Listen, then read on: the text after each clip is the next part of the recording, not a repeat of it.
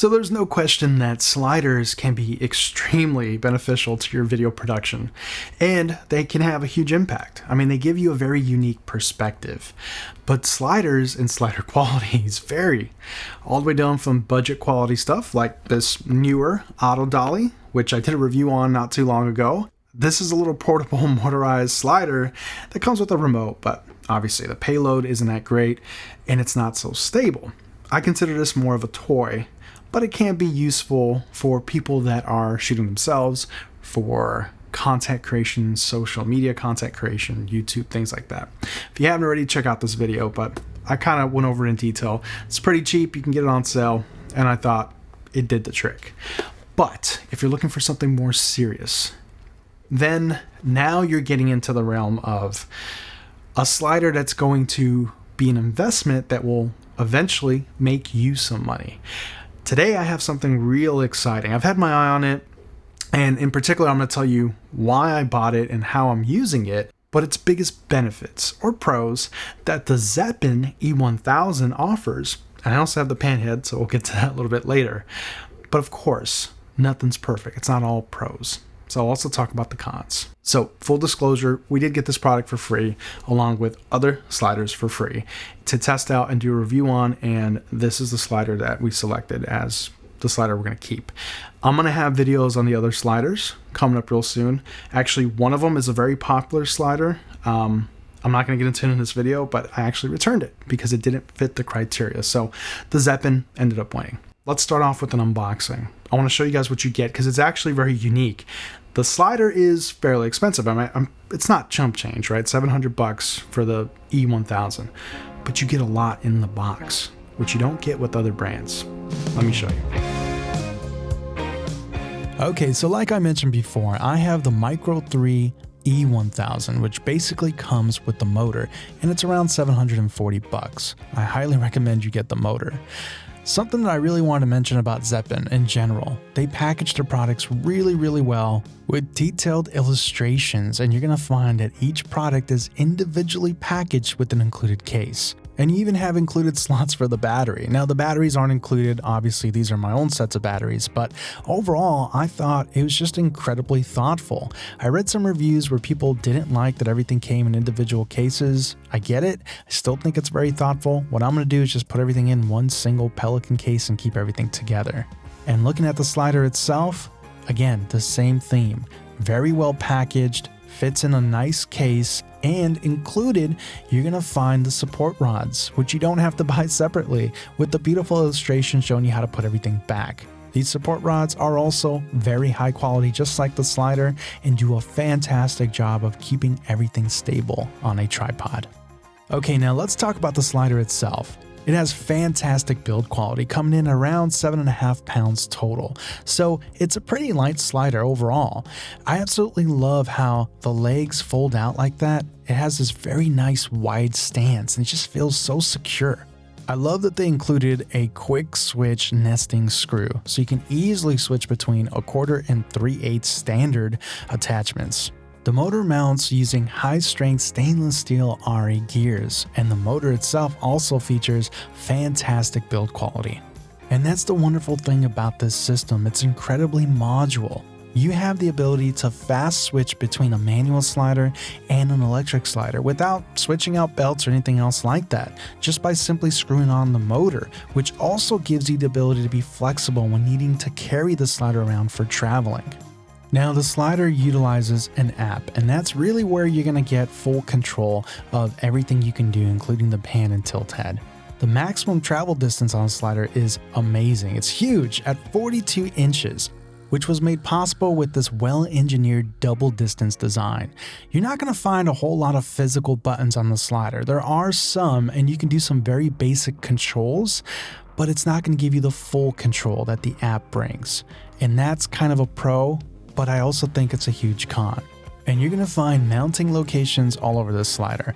On the bottom face, you have plenty of mounting options along with the left and right side, so you can also mount your support rods. And this slider is also self-serviceable. You can change the belt all by yourself. And the belt is a common part, and you can even find it at your local auto parts store.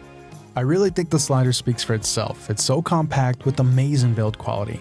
Now we also got the pan and tilt motors, which I think is a must.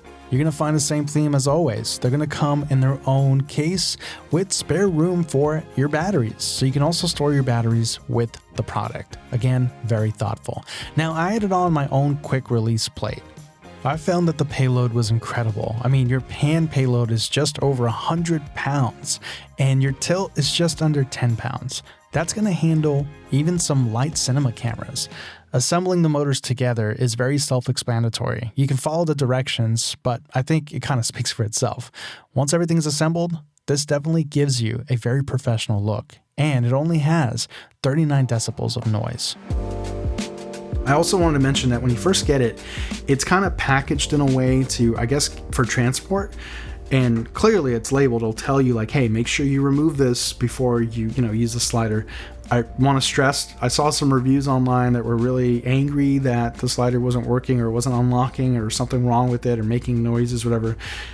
It's just like this little screw. You have to remove it. You can keep it on the side if you want for whatever reason. They do recommend reinstalling these set screws to keep it in place if it's going to be like, stored for a long duration of time. But yeah, make sure you guys take those off. For a lot of you guys out there that are complaining, I mean, one of them I think I saw in the pictures that he still had it on. So important thing to remember. Let's talk about the dampening function. So you actually have a dial where you can adjust the dampening feature on this slider, and basically this slider has this like fluid dampening mechanism. It's very, very, very nice, and you can also lock it, by the way. So if you are transporting the slider, you don't have to put those set screws back in. It can lock by just tightening the dampening adjuster.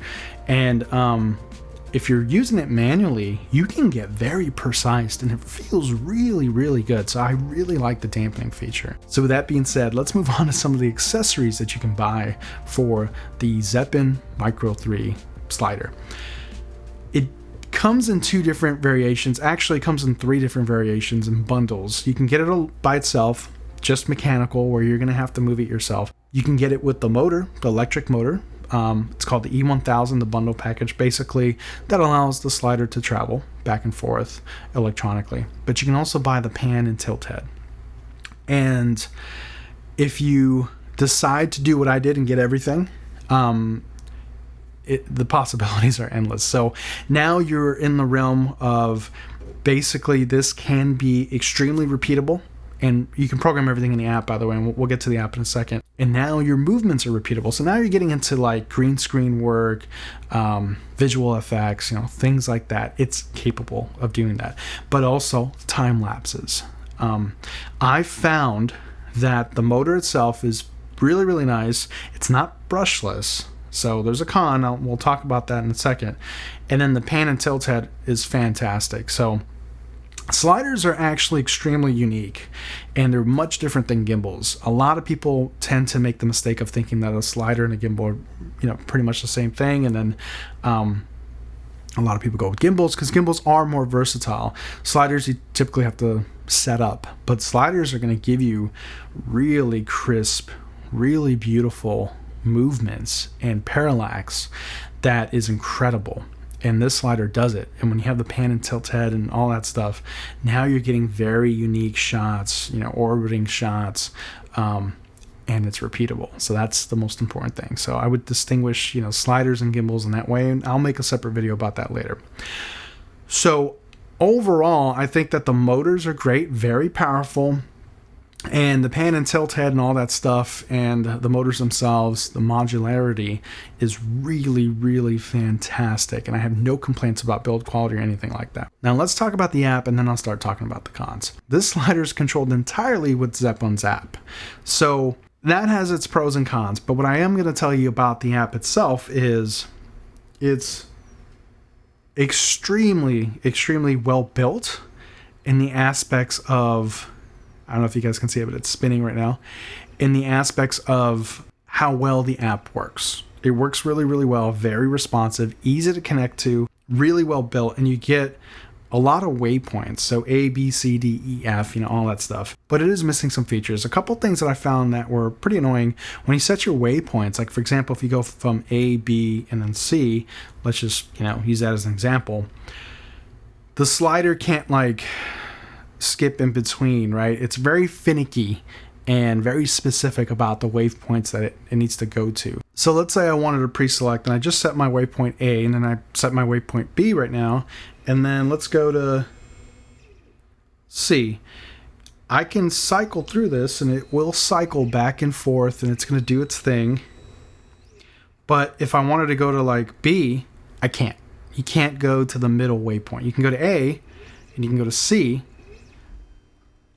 but you can't go to B. I also wish there's a way to set how you enter and exit those waypoints, because it can be kind of rough.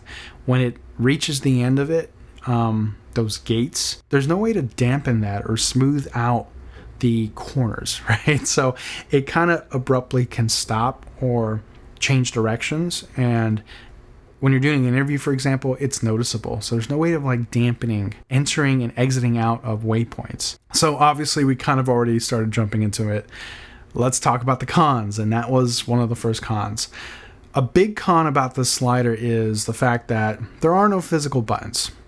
So you are 100% reliant on the app. Now there are some buttons, and it's very limited. It's like an on button and then a left arrow, right arrow, and that's basically all you get. But in order to really control it and really dial it in and get the full, functionality of the slider and the pan head and all that stuff, you need the app. That scares me, because what if the company goes out of business one day and then the app disappears? Essentially, the slider is now dead. It's useless. So it's always good to have buttons. There's no physical buttons. I don't know if you guys can tell or not. I don't know if the mic's picking it up, but it's a pretty loud slider. And what you're hearing was the slider at 100%. And I'm actually going to go through it again, and I'll let you guys hear on camera what it sounds like. So what you were hearing before was just the motor, right, sliding the slider back and forth. But now I'm going to have the motor and the tilt and pan and all that stuff, and let's see if the mic can pick it up. So this is at 83% of the speed. And I'm also going to talk so you can see how it sounds like with, let's say you're running an interview or something like that. Now, this isn't ideal conditions because the mic's actually facing the slider, but it could be something that you might run into. There's this high-pitched hum, right? It's very noticeable. What I can tell you, though, is in an interview setting or anytime we actually have to mic someone, we've never used it at anything over like 35-40%. It's a lot quieter at 35-40%. It's usually a B camera, C camera, something like that. It's nowhere near the microphone. We never had an issue. So that's about 83%. I'm going to stop it real quick, and I'm going to dial it down to about 28%. So it's going to go back to home, and now it's going to run.